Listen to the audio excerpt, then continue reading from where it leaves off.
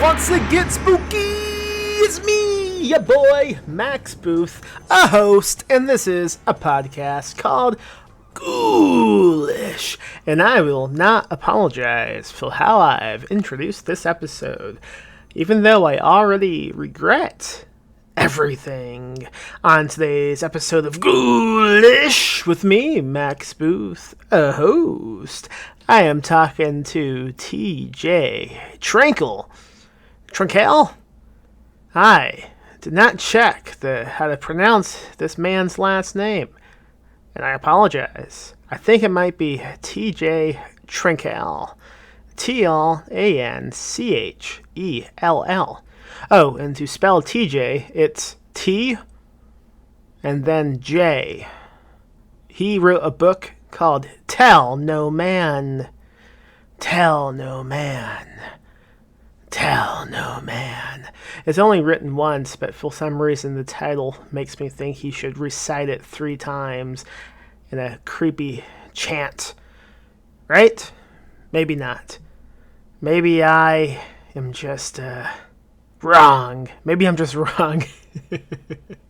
I'm talking to TJ about a really unique topic I don't think I've seen discussed on any of those other bullshit podcasts. You know why? Ghoulish doesn't have time for this fucking grade school hogwash. I'm not going to hold you by the hand, listener, and lead you down familial topics. On Ghoulish, I go, we'll no other podcast has gone before. I assume. I honestly, I didn't Google to see if a podcast has talked about the topic at hand. But I'm just going to guess they haven't. And if they have, I guess they copied me.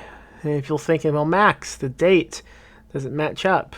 Well, guess what? A little known podcast fact, you can edit release dates to be any time you want. I can make the date on this podcast be in the 1800s, and no one could do a goddamn thing about it. I think. Maybe that's wrong, too. Anyway, I'm talking about Millman Exorcisms. What the hell does that mean? Well, you know what Millmans mean. You know what exorcisms mean. Now combine them. That's right, baby. An exorcism done by a Millman family. How is that different from the typical exorcisms we know and love? Well, you will have to listen to my conversation with TJ to know the answer to that. Because as I mentioned, you can't find the answer anyplace else. And if you can, I don't know. I don't know. Okay? I don't know. What else is going on? I don't know. There's a new issue of Dark Moon Digest out right now. Issue 53. That's Phil 3.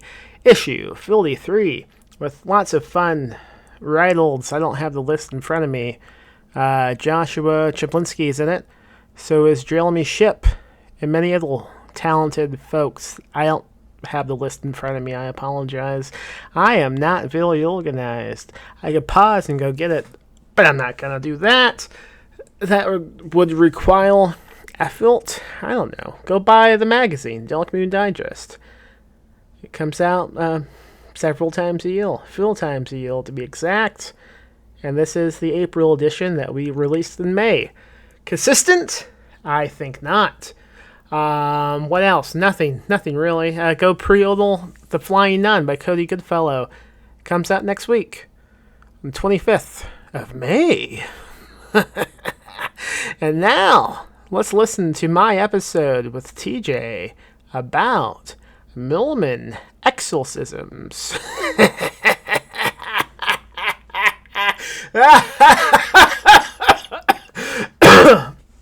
Good.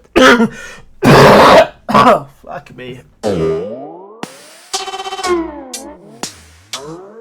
This is going to be an interesting topic to discuss because we're talking about Mormonism, and I don't know a lot about the religion aside from like the stuff everybody kind of knows about.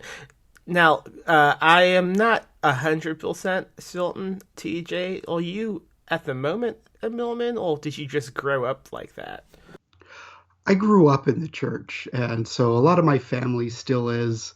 I'm a churchgoer now with my wife, but we do not attend the Mormon Church. Okay, cool. Gotcha. It's interesting. Like, if you Google, like, Millman scary movies, you don't really see it covered much in fiction. Am I just like not finding the right movies and books, or like is for some reason is this just avoided in fiction? It's an interesting thing. So I know a lot of Utah writers, especially Utah horror writers, and a lot of them tend to avoid it because they have friends and family who are still in the church. And so they'll write it in a more subtle way where it's not obviously Mormon, or in film, you'll see little hints, but again, nothing too overt. And I think a lot of that is because they really don't want to piss anyone off. Yeah, I can understand that. Like the only one, well, besides you, that springs to mind is Brian Evanson, who is possibly the greatest writer to ever live. Oh, he is absolutely amazing, isn't he? He is And just amazing. Yeah, amazing. That's the way to describe it. I everything I read by him, it's like, how can someone be this good? exactly. And he moves away from overtly writing about Mormonism recently, but it's still there and it's still something that, he gets asked about.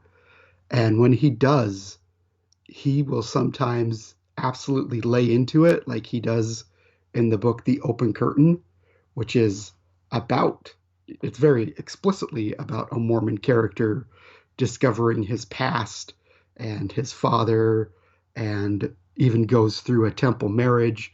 And Evanson writes very detailed about those temple rituals. Yeah, that's the one about the two brothels, right?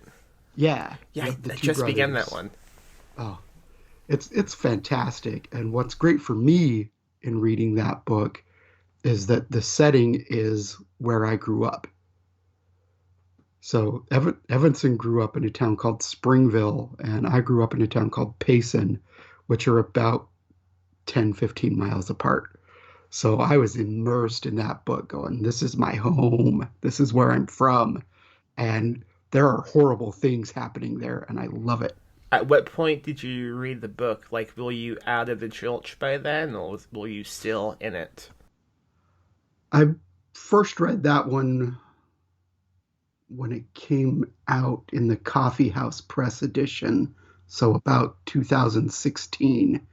And I left the church when I was about 16. So it's been a while.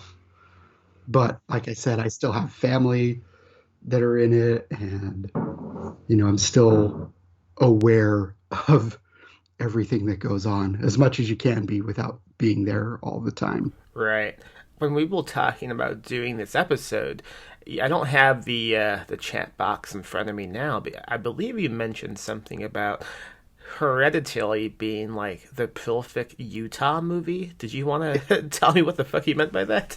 It really is. So again, they don't advertise this as being a Utah movie, but it was filmed in Salt Lake City. And I didn't even know that going into it, which was fantastic for me because I'm watching it and I recognize some of the settings. It's like, this looks really familiar. And then I see a license plate. There's a Utah license plate. And then there's a street address, an intersection that I'm very familiar with. I go, okay, this is set in Utah. And it makes absolute perfect sense because Hereditary is about mental illness and grief and all those big topics, right? Well, Utah and specifically some sort of the central Mormon dominated areas are big into antidepressants and really drugging up on mental illness instead of talking about it. It's just here's your Prozac. And so one of the nicknames for Utah County, where I grew up, is Happy Valley because of so many people are on Prozac. Well, that's depressing. It really is. Happy Valley. Wow. But they don't talk about it. Yeah. And so unless you start looking at those statistics or seeing a movie like Hereditary, which most of the Mormons won't see, it's a taboo topic. They won't get into it. They won't talk about their own failings because they're supposed to be so perfect. Right, and I believe most Millmans have peanut allergies as well. Is that correct? I've not heard that one, but now that you mention it, I know quite a few people who do. I don't. I love peanuts, peanut butter, Reese's peanut butter cups, Yeah, who all of doesn't? that. Except, But yeah, I guess yeah, people who have allergies don't love it. So, yeah. right. I was looking at your new book, Tell No Man, before talking to you. That's the title, right? Tell No Man? Yes. Okay, great. And in the synopsis, you mentioned a Millman exorcism, and I want to know everything about what that is. Can you go into detail about what a Millman exorcism is? Because that sounds delightful. I can. So when I first thought of the book, and in complete transparency, when I was about 9 years old, my mom disappeared into her room for an entire summer. I had no idea what happened. I'm, eventually grew up going, okay, she had a huge bout with depression, but there were also these other things going on. And being who I am, concluded that there was a little bit more going on and that she may have had this happen. Have you, like, talked to anybody about this in the family? Like, hey, remember when I was a kid and mom just stayed in a room full of assemble? What was up with that? For a long time, we didn't because we don't talk about these kind of things. It's part of that culture. You just don't talk about it. So I start finally a few years ago, like, I'm going to write this book. I have to write about this. This is what I've decided has happened. And so I'm a person who loves to do research. And so every now and again, I would type in Mormon exorcism into Google Scholar and nothing would come up. And then I'm almost done with the first draft. And a person named Stephen Taysom, who is a professor in Ohio, published this long article about Mormon exorcism. And he used those terms because they're familiar to a more popular audience.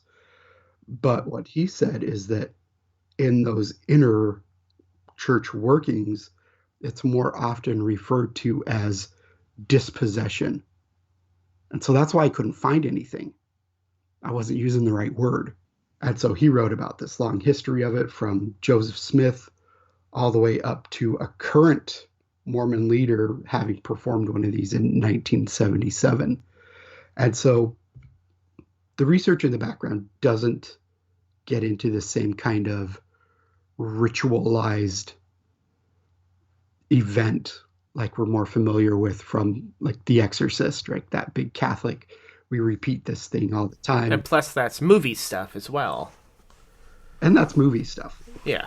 And so there is just a standard for a Mormon blessing, like that they do for you have a cold, you have the flu, you broke a bone, you're going to lose your house, that kind of stuff. And so it's just really an extrapolation out of that. It's laying on of the hands, generally on the head, some anointing oil. It's usually just olive oil that has had a prayer said over it, and lots of praying. So there's no special ritual. And that's to me one of the things that makes it so fascinating is that other than the temple rituals themselves, which are generally kept secret unless you've been in there. Everything is pretty normal seeming on the surface. It's very clean, right? You don't have to put on a special outfit or anything like that. So it's not that different from a normal day, which Yeah. just You just fascinates wake me. up, have some breakfast, go do a dispossession, have some lunch. Yeah. I love the Yeah. title. I love the little dispossession. That's really like just from like a fan of the Hill genre. That's a really cool film dispossession. Okay, so what exactly like just I'm really fascinated by this whole topic now. So like what gave you the impression that something like this might have happened like with your mom? At the time, my mom and my stepfather were trying to buy a house. We'd been renters for my entire life.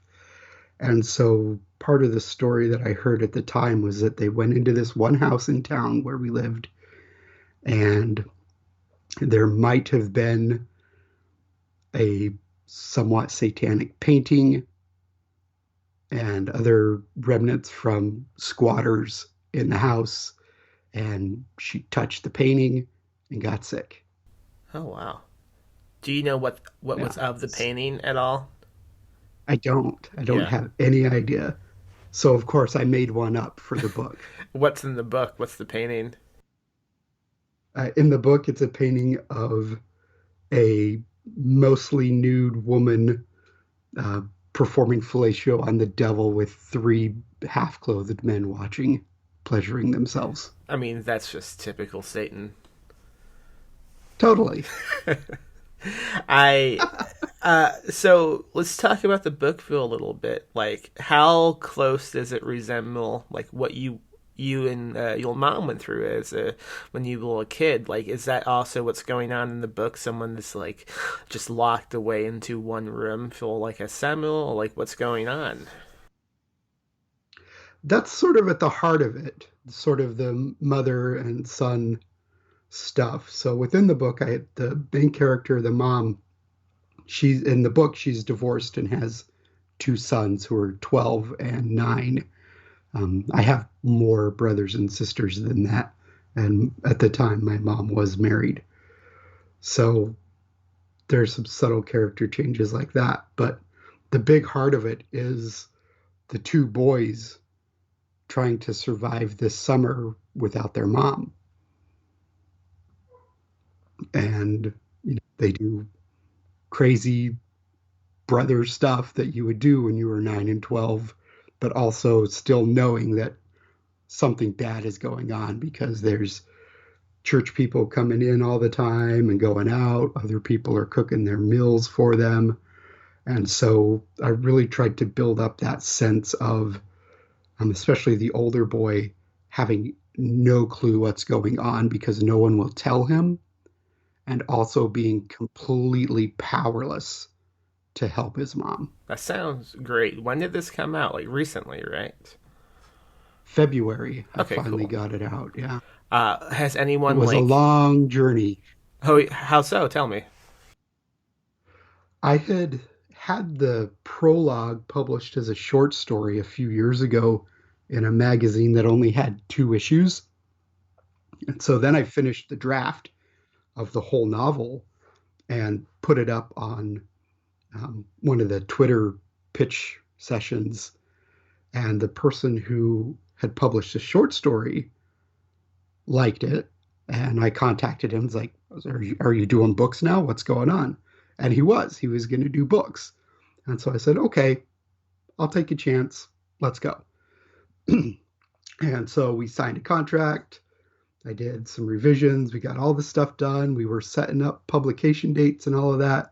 And then he closed before the book came out, which was about 2 weeks before all the pandemic shutdowns started. So we had big plans. All of that went out the door. At that point, I had basically this finished manuscript ready to be published. So I sent it out to a couple places and waited and waited and waited like you do. And in October, my first book ended up on this New York Times list as the scariest book set in Utah. So I said, I got to jump on this. I need momentum. Nobody else is going to get this out as fast as I could if I did it myself. So I pulled it from submission, said, I'm going to self publish. And I got it all done, and it came out in February. Yeah, that following the momentum is like one of the most important things any like upcoming or even established writer like discovers over time from experience. It's really like the only thing we can hook on to is the momentum. Like if there's something good going in one direction, anyone would be a fool not to just continue following that lead to see where else it might go. So I think he did a good thing with Exactly. that. Well, and I had to. My sales of that one book skyrocketed from where they were. I mean, I'm still not a bestseller, but if I go from 2 or 3 books a month to suddenly a couple dozen, that's a huge leap for me. Yeah. Is this book Tell No Man the only time you've written about the Millman Church and your childhood, or do you also approach those subjects in previous writing? For a long time, I didn't want to do it. And so my first book, Cry Down Dark, is also set in Utah. And I don't touch a lot on the Mormon stuff in that one. I kind of casually mention it because it's set in Utah and you can't avoid it. And then once I started writing this other book, I did a couple of short stories set in sort of the same place. And it's like, well, I'm going to roll with this. And so right now I feel a big ownership of that. Like Evanson has moved on, he's doing other stuff. There's still enough stuff here to mine. And if nobody else is going to do it, I'm going to do it. Why not? Has anyone else from the church like read this book that you know of, and like, do you know what they thought? So far, I have some family and friends who have read it who are still in the church. Yeah, And there are some controversial church things in there. like what? It's a little bit of a spoiler, but toward the end of the book, I have one of the old men, because there's these two missionaries or two people who were companions on a mission in the 70s who are now old, and they're essentially the ones performing the exorcisms.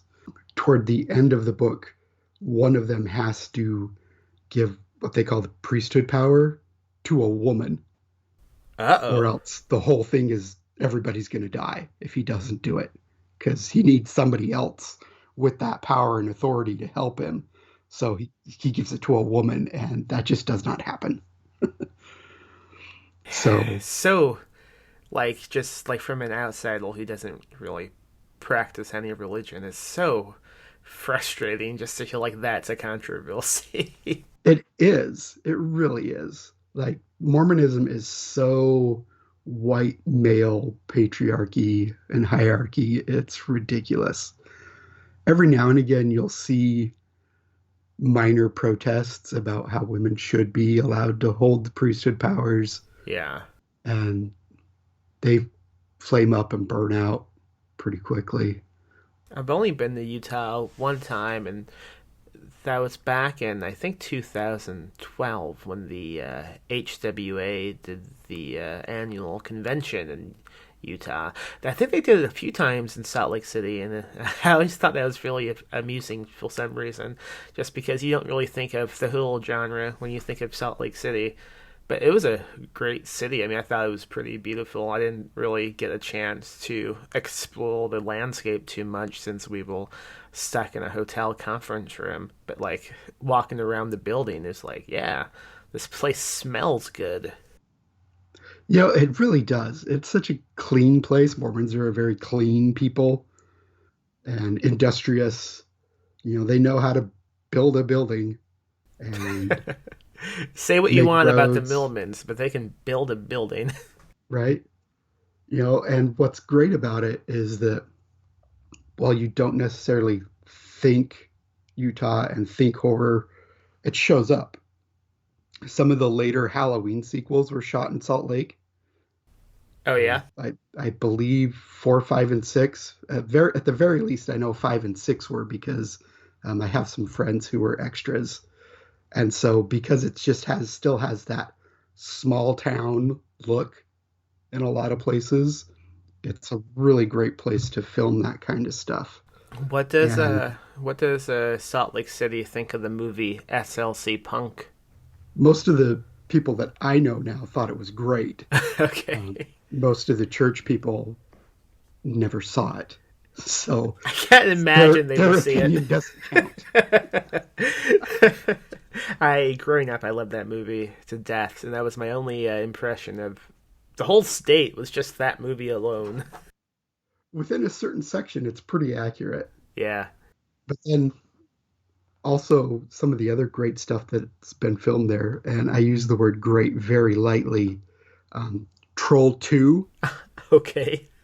known as the best bad movie ever, right? Troll Yeah. 2 was filmed in Utah. And so when you look at that again with sort of the very small town, insular, cult like environment from the town of Nilbog, doesn't like outsiders, is very suspicious of anything new.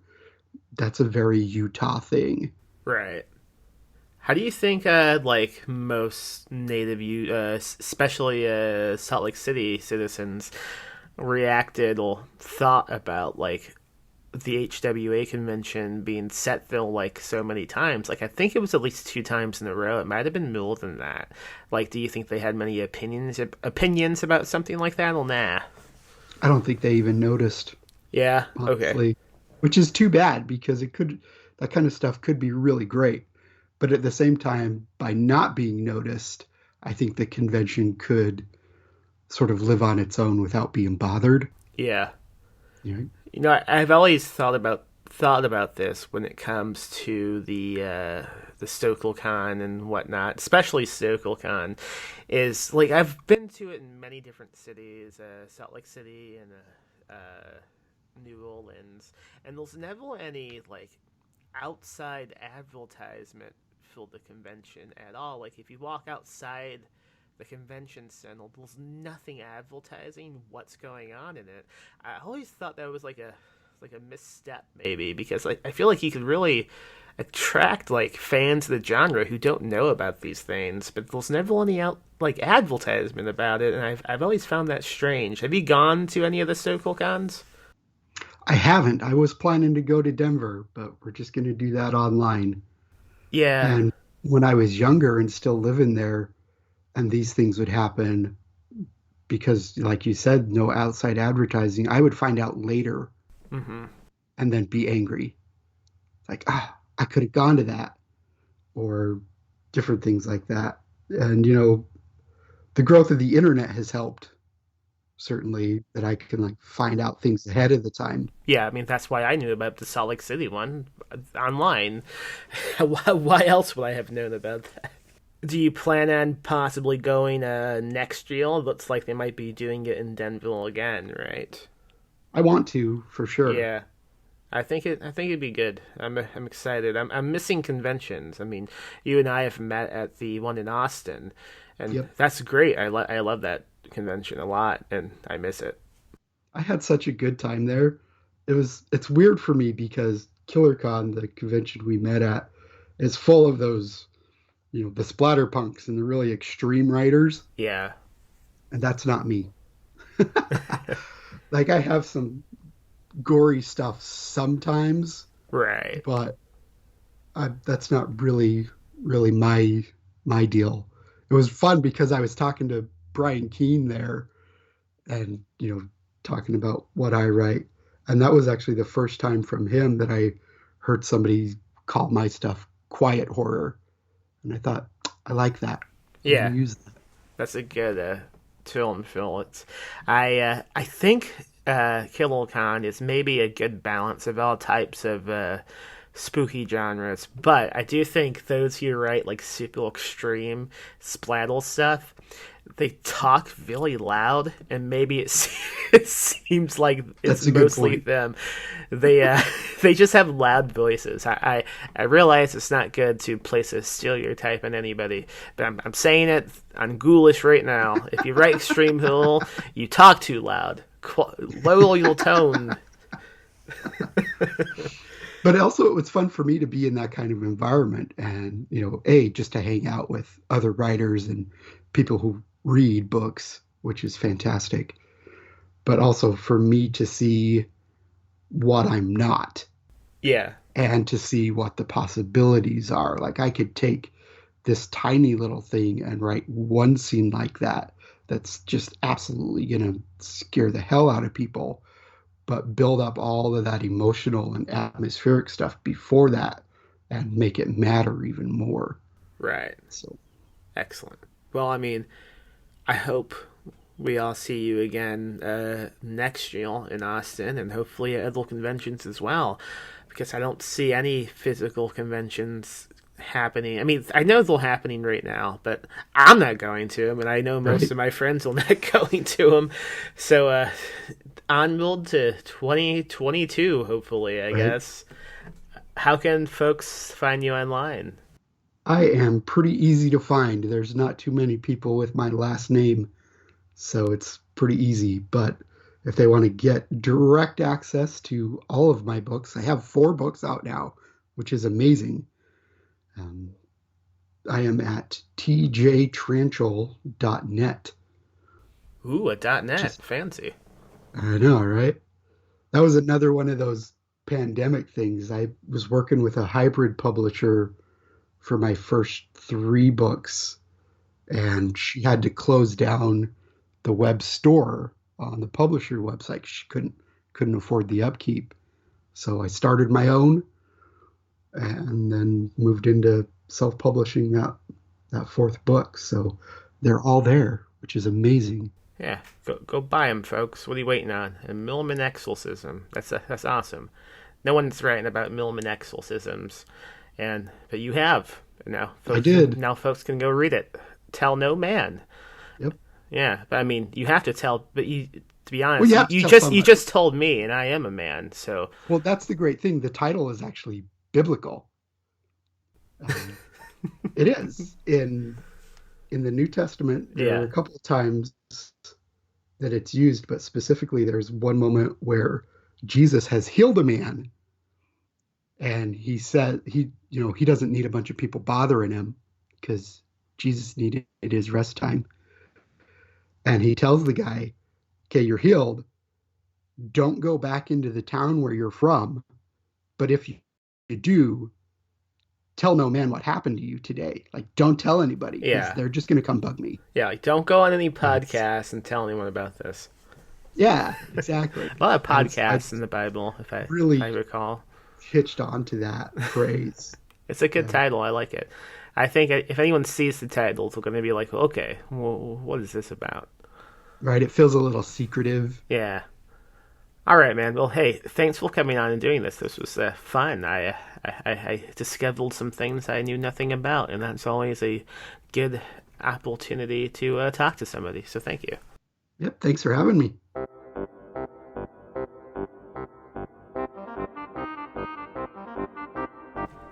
And that was TJ Tranchell talking about Millman Exorcisms. Go buy Tell No Man. And go on over to perpetualpublishing.com. Buy The Flying Nun by Cody Goodfellow. Buy the latest issue of Dark Moon Digest. Go on over to patreon.com/PMM Publishing.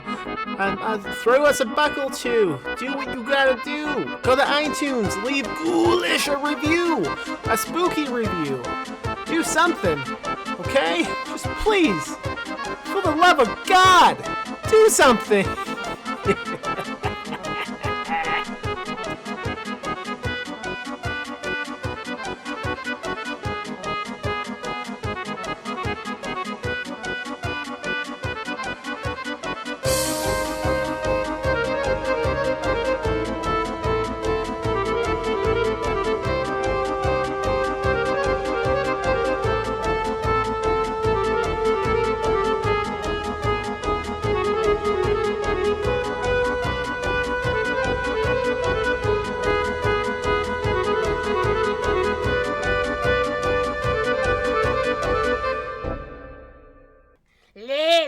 spooky. Die, spooky.